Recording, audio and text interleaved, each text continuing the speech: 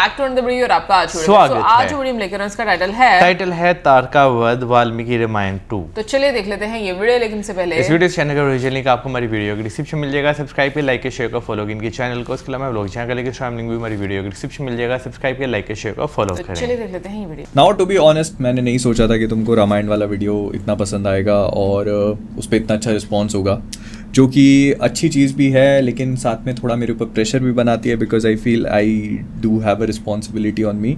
लेकिन will do this, जो हम लोगों ने लास्ट टाइम किया था उसी तरीके से करेंगे। मतलब जहाँ पर हम लोगों ने ख़त्म किया था वहीं से इसको पिकअप करते हैं, ठीक है। तो अभी तक तुमको ये पता चल चुका है कि राजा दशरथ जो हैं उनके 4 पुत्र हो चुके हैं, श्री राम, भरत, लक्ष्मण और शत्रुघ्न। अब इनको डिस्क्राइब किया है कि इन लोगों की एक दूसरे के साथ में कैसी रिलेशनशिप थी, एंड आई फील कि ये काफ़ी बढ़िया तरीके से बताया गया है। बहुत ज़्यादा डिटेल में नहीं गए इसके ऊपर, लेकिन उसके बाद भी you get a very good idea कि ये चारों भाई एक दूसरे के लिए कितने इंपॉर्टेंट थे। तो ये बताया गया है कि जो चारों पुत्र थे सभी ज्ञानवान और समस्त सद्गुणों से संपन्न थे, और उनमें भी सत्य पराक्रमी श्री रामचंद्र जी जो हैं सबसे अधिक तेजस्वी और सब लोगों के विशेष प्रिय थे, ये बताया गया है। Now before you think of anything else, मैं तुमको यहाँ पर उनका एज ब्रैकेट बता देता हूँ, तो आगे चल के पता चलेगा कि श्री राम जो है अभी फ़िलहाल 15 साल की उम्र में है, मतलब 15 हो चुके हैं या उसके आसपास ही, मैं तुम्हें बताऊँगा अभी। So you just get an idea, ठीक है। उन्होंने हाथी के कंधे और घोड़े की पीठ पर बैठना तथा रथ हाँकने की कला में संपूर्ण स्थान प्राप्त कर लिया था। वे सदा धनुर्विद्या का अभ्यास करते थे और पिताजी की सेवा में लगे रहते थे। ये श्री राम की बात हो रही है, ठीक है। लक्ष्मी की वृद्धि कराने वाले लक्ष्मण बाल्यावस्था से ही श्री रामचंद्र जी के प्रति अत्यंत अनुराग रखते थे। तो यहाँ पर उन्होंने श्री राम और लक्ष्मण जी के बीच में भी जो बॉन्ड है उसको काफ़ी अच्छे से इस्टेब्लिश किया हुआ है। वे अपने भाई श्री राम का सदा ही प्रिय करते थे और शरीर से भी उनके सेवा में जुटे रहते थे। लेकिन ये चीज़ बिल्कुल भी वन साइडेड नहीं थी। तो पुरुषोत्तम श्री राम को भी उनके बिना नींद नहीं आती थी। यदि उनके पास उत्तम भोजन लाया जाता था तो श्री राम जी उसमें से लक्ष्मण को दिए बिना नहीं खाते थे। So this is like two way, दोनों के बीच में काफ़ी अच्छा प्रेम वगैरह था। जब श्री रामचंद्र जी घोड़े पे चढ़कर शिकार खेलने के लिए जाते थे तो उस समय लक्ष्मण धनुष लेकर उनके शरीर की रक्षा करते हुए पीछे पीछे आते थे। अब क्या होता है कि सारी चीज़ें बढ़िया चल रही होती हैं, तब विश्वामित्र आते हैं। तो विश्वामित्र को ऐसे बताया गया है कि महर्षि विश्वामित्र जो थे कठोर व्रत का पालन करने वाले तपस्वी थे, ठीक है। अब वो राजा दशरथ के पास आते हैं। उनके जैसे ही अयोध्या में पहुंचते तो उनकी बहुत भयानक तरीके से उनका स्वागत किया जाता है, और राजा जो हैं वो बहुत खुश होते हैं उनके आने से। तो वो आकर के राजा दशरथ को बताते हैं कि उनकी प्रॉब्लम क्या है, वो यहाँ पर क्यों आए। वो बताते हैं कि वो एक काफ़ी बड़ा यज्ञ कर रहे हैं। उनका कहना पड़ता है कि मैं सिद्धि के लिए एक नियम का अनुष्ठान करता हूँ, इसमें इच्छानुसार रूप धारण करने वाले 2 राक्षस विघ्न डाल रहे हैं। इस नियम का अधिकांश कार्य पूर्ण हो चुका है और उसकी समाप्ति के समय 2 राक्षस आधम के हैं। उनके नाम है मारीच और सुबाहु। वे दोनों बलवान और सुरक्षित हैं। तो मतलब वो एक यज्ञ कर रहे हैं जो कि ऑलमोस्ट कंप्लीट हो चुका है, और उसका आखिरी का जो पार्ट है उसमें मारीच और सुबाहु नाम के 2 राक्षस आते हैं और उनके यज्ञ को इंटरप्ट करते हैं बेसिकली, ठीक है। उन्होंने, मतलब मारीच और सुबाहु ने, मेरी यज्ञ वेदी पर रक्त और मांस की वर्षा कर दी है, एंड दिस इज वाई, मतलब वो बेसिकली जो भी उनका यज्ञ है या फिर जो भी उनकी प्रतिज्ञा है उसको आकर के भंग कर देते हैं, उसको अपवित्र कर देते हैं, पॉल्यूट कर देते हैं, right. Now the logical thing here is कि अगर किसी भी ऋषि की कोई तपस्या भंग होती थी तो वो क्या करते थे, दे यूज टू गिव, मतलब वो कर्ज देते थे ना, श्राप दे देते थे। तो यहाँ पर वो कहते हैं कि मैं इनको श्राप भी नहीं दे सकता, क्योंकि जो चीज़ वो कर रहे हैं, जो तपस्या वो कर रहे हैं, उसमें किसी को श्राप नहीं दिया जा सकता। तो विश्वामित्र का ये कहना पड़ता है कि आप श्री राम को मेरे साथ भेज दीजिए, क्योंकि श्री राम ही हैं जो उनको नष्ट कर सकते हैं। अगर वो उनको नष्ट करेंगे तो वो तीनों लोकों में कहीं पर भी एग्जिस्ट नहीं कर पाएंगे। अब ये सुन के राजा दशरथ जो है वो बहुत दुविधा में फंस जाते हैं। राम अभी पूरे 16 वर्ष का भी नहीं हुआ है, मैं इसमें राक्षसों के साथ युद्ध करने की योग्यता नहीं देखता, ये राजा दशरथ का कहना पड़ता है। और मतलब बहुत ही ऑब्वियस है कि श्री राम उनके सबसे प्रिय थे, सबसे पहले पुत्र हैं, और इस वजह से राजा दशरथ जो है बहुत ज़्यादा हेजिटेंट है। प्लस ये आगे वो बताएंगे सारी चीज़ें। उनको लगता है कि श्री राम अभी 15 साल के हैं और उन्हें उतनी युद्ध विद्या और जो दूसरी चीज़ें होती है ना, एक वॉर लड़ने के लिए या किसी राक्षस को ख़त्म करने के लिए, वो राजा दशरथ के हिसाब से श्री राम अभी उस स्टेज पे नहीं है, इसीलिए he does not want to send him. मेरा राम अभी बालक है, इसने अभी तक युद्ध की विद्या ही नहीं सीखी है, ये वो कहते हैं। ये दूसरे के बलाबल को नहीं जानता है, ना तो ये अस्त्र बल से संपन्न है और ना युद्ध की कला में निपुण है, ये राजा दशरथ कहते हैं। और उसके आगे कहते हैं मेरी अवस्था 60,000 वर्ष की हो गई है। ये सुन के मैं थोड़ा शॉक हो गया था। 60,000 ईयर्स ओल्ड, राजा दशरथ की उस टाइम पे उम्र 60,000 ईयर्स थी। इस बुढ़ापे में बड़ी कठिनाई से मुझे पुत्र की प्राप्ति हुई है, अतः आप राम को ना ले जाइए। तो मैंने इस पे थोड़ा सोचा समझा and I don't know whether, मतलब इसमें क्या समझ में नहीं आता मुझे, ठीक है। तो तुम लोग अगर जानते हो तो बहुत अच्छे से बताना। एक इसका मीनिंग ये हो सकता है कि राजा दशरथ जो हैं वो 60 ईयर्स के हो चुके हैं। दूसरा ये कहा जाता है कि त्रेता युग जब रामायण है, जहाँ की उस समय पे ये माना जाता है कि लोगों की जो एज होती थी, मतलब the life span they had वो सिग्निफिकेंटली लॉन्गर, मतलब जो हम लोग जितना जीते हैं उससे कहीं ज़्यादा वो जिया करते थे, विच कुड मेक सेंस। मतलब तुम देखो, मैं इसको कैसे समझता हूँ, ठीक है। तो त्रेता युग जो था कई लाखों साल बीत चुके हैं, ठीक है, ये मान के चलो। एंड वी नो दिस कि जैसे हमारे जो बड़े बुजुर्ग लोग हैं, जैसे मेरे दादाजी जो थे, he passed away when he was 105 और 106 आई थिंक, ऐसी उनकी एज थी। तो हमको ये पता है कि मतलब जो बूढ़े लोग थे वो कंसिडरेबली थोड़ा ज़्यादा जीते थे, राइट। तो this could be a possibility कि मतलब जैसे इतने पुराने समय की अगर बात हो रही है तो हो सकता है कि लोगों के लाइफ स्पैन उतने ज़्यादा हों, एंड जैसे जैसे ग्रेजुअली हम लोग युगों में आगे बढ़ते गए हैं तो हो सकता है कि इंसान की एज भी धीरे धीरे कम होती गई है, या मतलब लाइफ स्पैन धीरे धीरे कम होता गया है। अब ये सुन के विश्वामित्र क्या बोलते हैं, ठीक है। महाराज, रावण नाम से प्रसिद्ध एक राक्षस है जो महर्षि पुलस्त्य के कुल में उत्पन्न हुआ है। उसे ब्रह्मा जी से मुंह मांगा वरदान प्राप्त हुआ है, जिससे महान, बलशाली और महापराक्रमी होकर बहुसंख्य राक्षसों से घिरा हुआ वह निशाचर तीनों लोकों के निवासियों को अत्यंत कष्ट पहुंचा रहा है, ठीक है। ये this is like basic idea जो हम लोग पहले भी बात कर चुके हैं। सुना जाता है राक्षस राज रावण विश्रवा मुनि का औरस पुत्र है तथा साक्षात कुबेर का भाई है। तो ये तो हमको पता ही है कि कुबेर का भाई है रावण। अब वो ये बताते हैं कि इतना ताकतवर होने के बाद भी वो खुद आकर उनके यज्ञ में इंटरप्शन नहीं पैदा करता।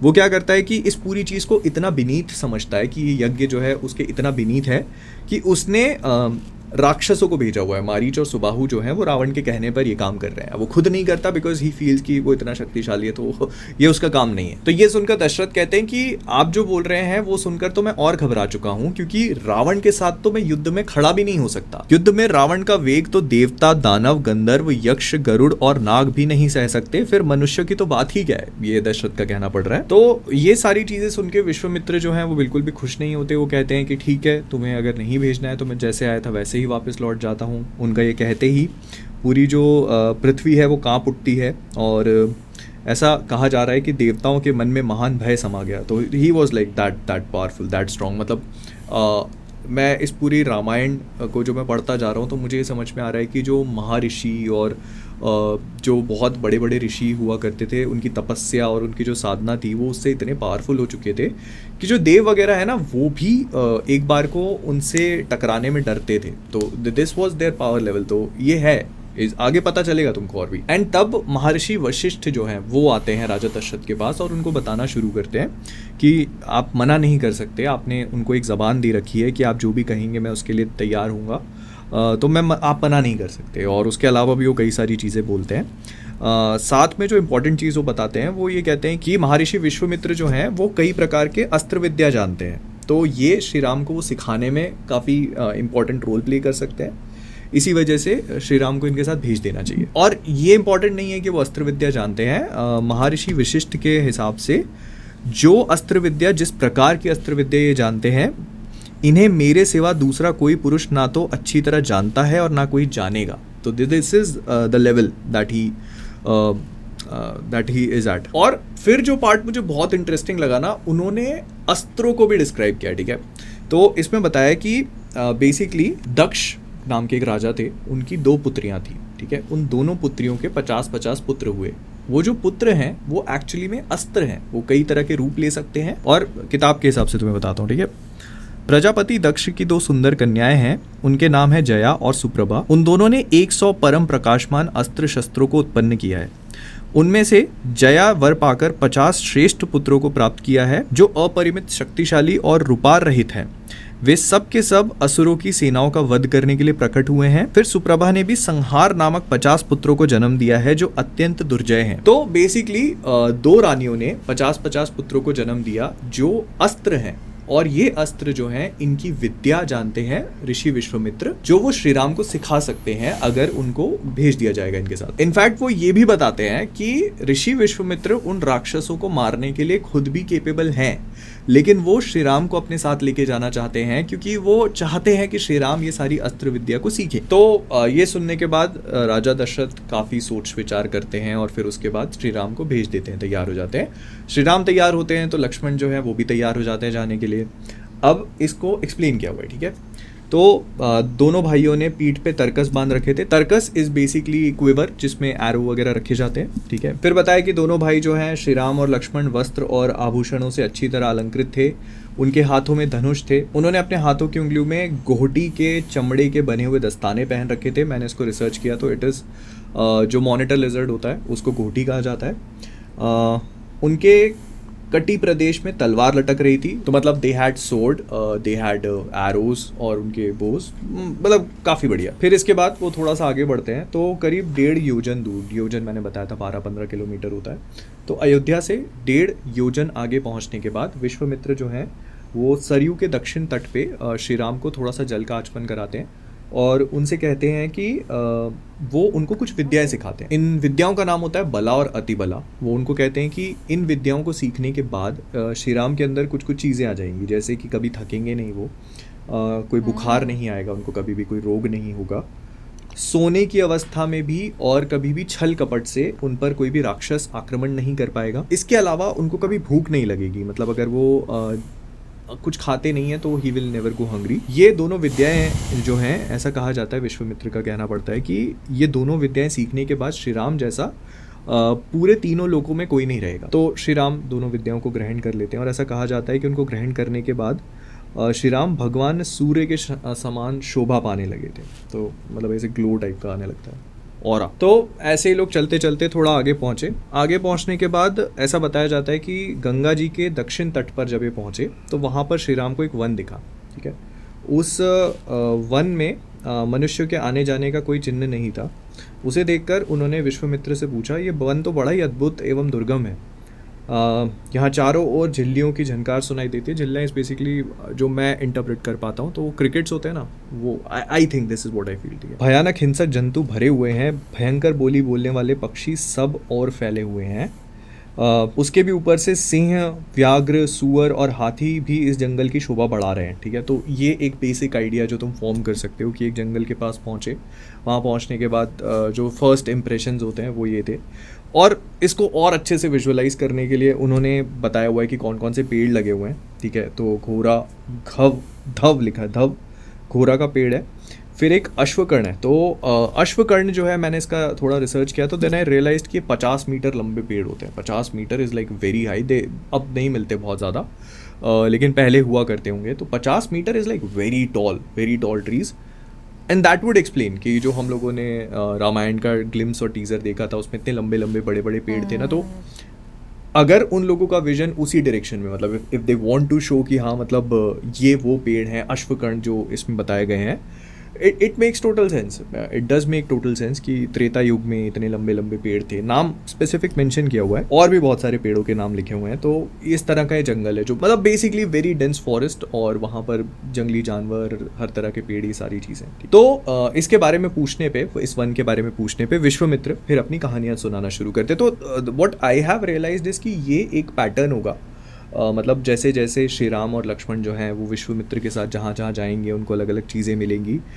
जिस जगह पर वो पहुँचेंगे उस जगह के बारे में बातचीत करेंगे, और फिर उस जगह से रिलेटेड जो कहानी होगी, मतलब उस जगह की जो ओरिजिन स्टोरी होगी, वो विश्वामित्र श्री राम और लक्ष्मण को सुनाएंगे। तो this is how we learn the entire history behind things. और मुझे अच्छा लगा, this is the exact reason जो जिस वजह से मैंने ये पढ़ना शुरू किया कि मतलब तुम्हें ये मालूम होगा कि श्री राम विश्वामित्र के साथ गए और उन्होंने जाके मारीच और सुबाहु को हराया, उसके बीच में ताड़का मिलती है, ये सारे चेक बॉक्सेस हैं, लेकिन उसके बीच में क्या हुआ, दिस इज व्हाट हैपेंड, ठीक है। तो वो जाते हैं, वन में पहुंचते हैं, उस वन की बातचीत होती है। तो अब क्या हुआ कि एक बार इंद्रदेव जो थे वो कई सारे राक्षसों का वध करके आए और वो काफ़ी गंदे हो चुके थे। जब वो वहाँ पर पहुँचे इस जगह पे, तो कई सारे देवताओं ने और ऋषियों ने मिलकर गंगा जल से उनको पूरा धुलाया। तो जब उन पे गंगा जल डाला गया तो उसके बाद जितना भी गंदगी थी वो बह के निकली, और ऐसा कहा जाता है कि उसके बाद वो उनका क्रोध वगैरह सब कुछ शांत हो गया, और फिर जो भी उनका वो डर्ट था,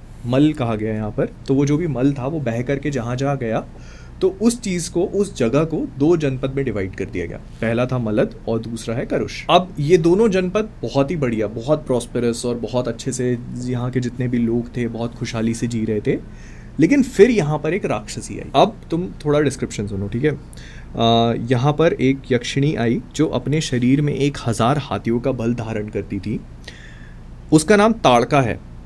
वह बुद्धिमान सुंद नामक दैत्य की पत्नी है। मारीच नामक राक्षस जो इंद्र के समान पराक्रमी है, उस ताड़का का ही पुत्र है। मतलब मारीच जिस राक्षस को रोकने के लिए श्री राम को ले जाया जा रहा है, वो ताड़का का ही पुत्र है। उसकी भुजाएं गोल, मस्तक बहुत बड़ा, मुंह फैला हुआ और शरीर विशाल है। तो यू गेट द आइडिया कि वो किस तरह की दिखाई देगी, एक विजुअल रिप्रेजेंटेशन आइडिया तुम्हारे पास है।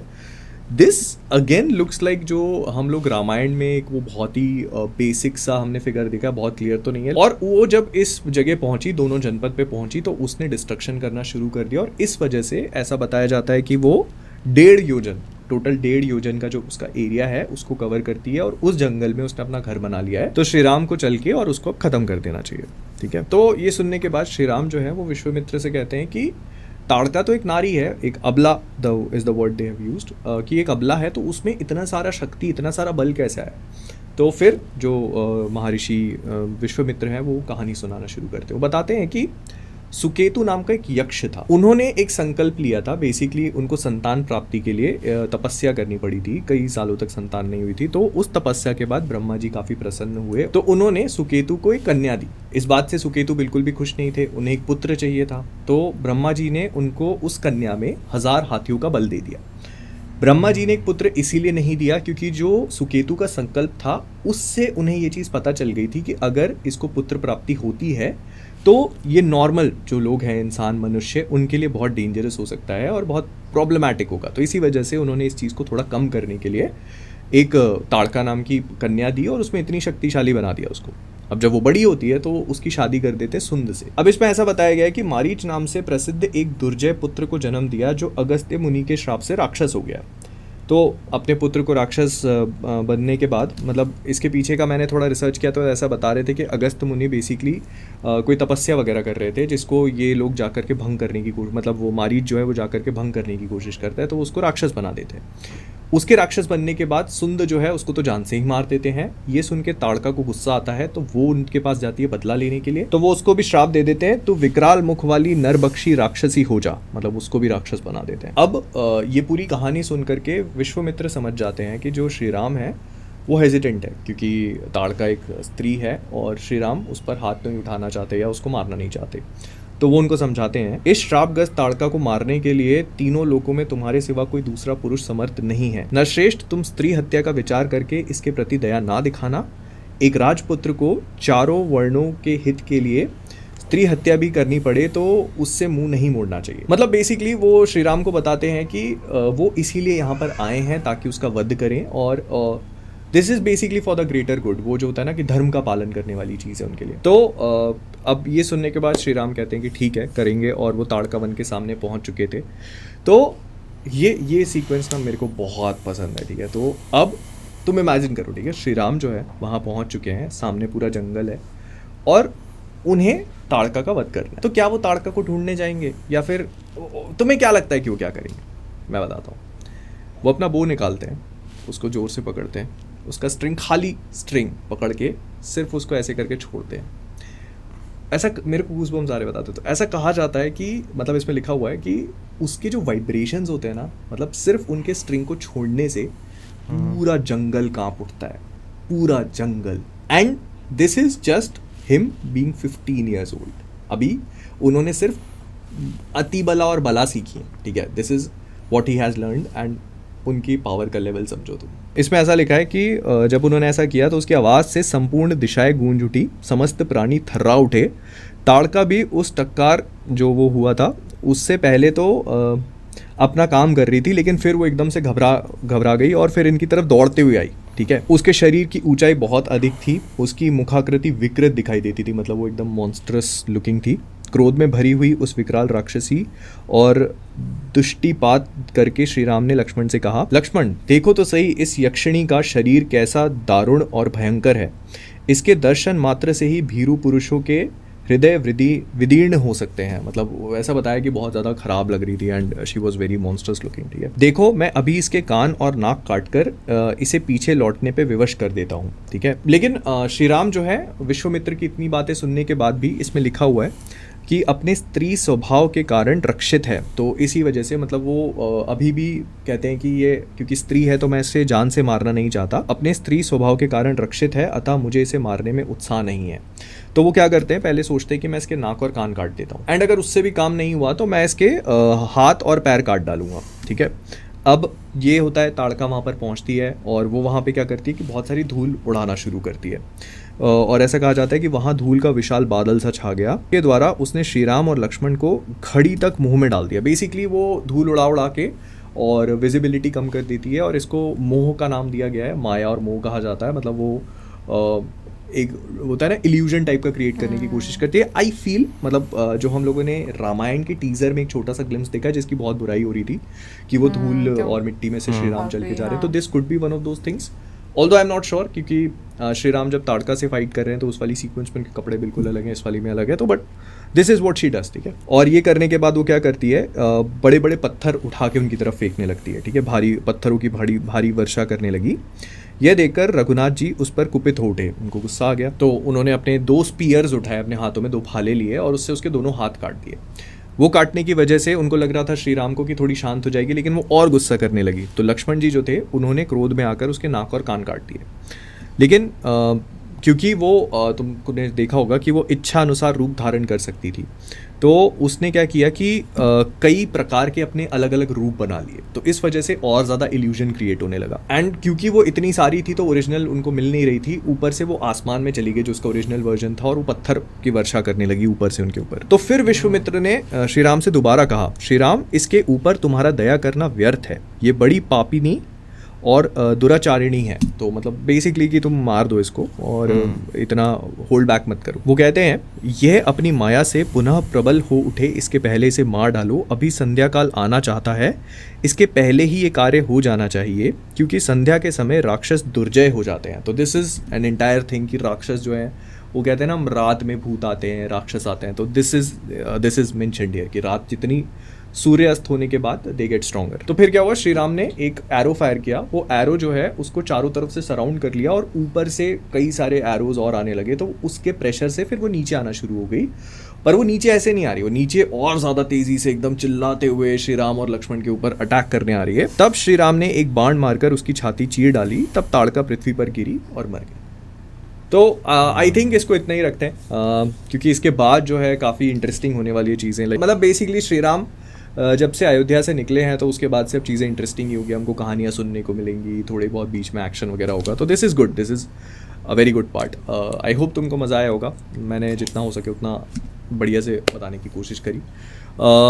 तो मिलते हैं अगले वाले में। मुझे नहीं पता, देखो मैं इसको कितना कंसिस्टेंटली डालूंगा, I will try my best, but मतलब ऐसे मान के मत चलना कि हफ्ते में 2 या 3 वीडियोज़ आएंगे, हफ्ते में एक आएगा। I will definitely try my best, ठीक है। तो बताना कैसा लगा, एंड हाँ ठीक है, अगर if I mistakenly said something wrong तो please apologise, I apologise for that. और अगर मैंने कुछ गलत भी बताया तो प्लीज़ कमेंट्स में बताना कि सही चीज़ क्या है। तो मिलते हैं अगले वाले में, बाय बाय। अच्छा, हम लोग क्योंकि पहले भी बता चुके हैं कि रामायण देख रहे हैं, तो ये रामायण का पार्ट जो हम लोगों ने सुना है, मुझे ये चीज़ बड़ी इंटरेस्टिंग लग रही थी कि इसमें नई चीज़ें जो हैं वो जानने का मौका मिल रहा है, क्योंकि बुक जब आप पढ़ते हो उसमें और बहुत सारी चीज़ें ऐसी ऐड हो जाती हैं जो कि शायद हम विजुअल फॉर्म्स में नहीं देख रहे होते, क्योंकि सब्जेक्ट इतना ज़्यादा वो डिटेल में होता है कि मुझे लगता है हर चीज़ आप दिखा भी नहीं सकते। लेकिन जो ताड़का वाला एक दिखाया, क्योंकि वहाँ पर भी हम लोगों ने जो 80s में रामायण बना था, ऑब्वियसली वो 80s में बना था और तब जैसा बनाया गया था वही अपने आप में बहुत बड़ी बात है। तो उस टाइम पर जिस तरीके से एक दर्शाया गया था और अभी जैसे मैं कहूँगी कि इन्होंने एक विजुअल फॉर्म में समझाने की कोशिश की है ताड़का के इतने रूप थे, उसके अंदर इतना ज़्यादा बल था और किस तरीके से वो एक इल्यूजन क्रिएट कर देती थी।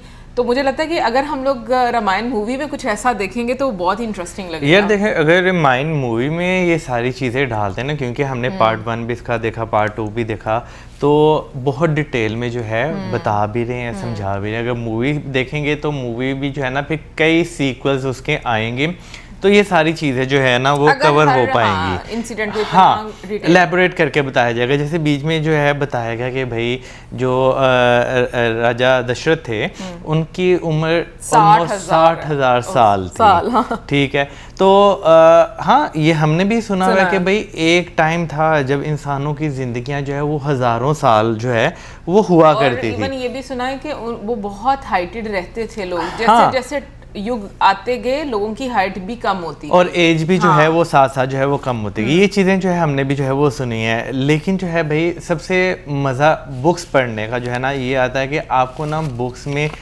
एक चीज़ बयां की जा रही है ना वो बहुत डिटेल में एलेबोरेट करके जो है वो बताई जाती है। लेकिन जब आप उसे विजुअल फॉर्म में होते हैं ना तो कोई शक नहीं, एक एंगेजमेंट बनाए रखने के लिए देखने वाला जो है वो उसके साथ कनेक्टेड है। तो बहुत सारी चीज़ें जो है ना वो नहीं बीच में जो है ना वो पिक्चराइज जो है वो उन्हें किया जाता। तो आप जब पढ़ते हैं ना तो पढ़ते वक्त आपको बहुत सारी नई चीज़ों का जो है वो पता चलता है। जैसे हमें वो बता रहे हैं, हमें बहुत सारी नई चीज़ों का इसमें पता चल रहा है जो हमें बिल्कुल नहीं था पता। बिल्कुल मुझे तो बहुत मज़ा आ रहा है क्योंकि एक इंटरेस्ट आपका होता है वैसे ही चीज़ें सीखने और समझने का, तो फिर जब आप उसके साथ कनेक्ट कर पा रहे होते हैं ना तो वो आपको और ज़्यादा इंटरेस्ट आपका बनाती है। देखें बिल्कुल, मैं सीखने का जो है ना कहूँगा कि आपको पढ़ना चाहिए। आप जितना पढ़ते हैं ना, जितना डिफरेंट जो है आप नॉलेज गैदर करते हैं, आपको जो है ना उतना ज़्यादा बोलने के लिए या समझने के लिए आप पास चीज़ें होती हैं। एनीवेज ये तो थी हमारी आज वीडियो। आई होप आपको अच्छी लगी। मिलेंगे नेक्स्ट टाइम। सब्सक्राइब करना। Good bye.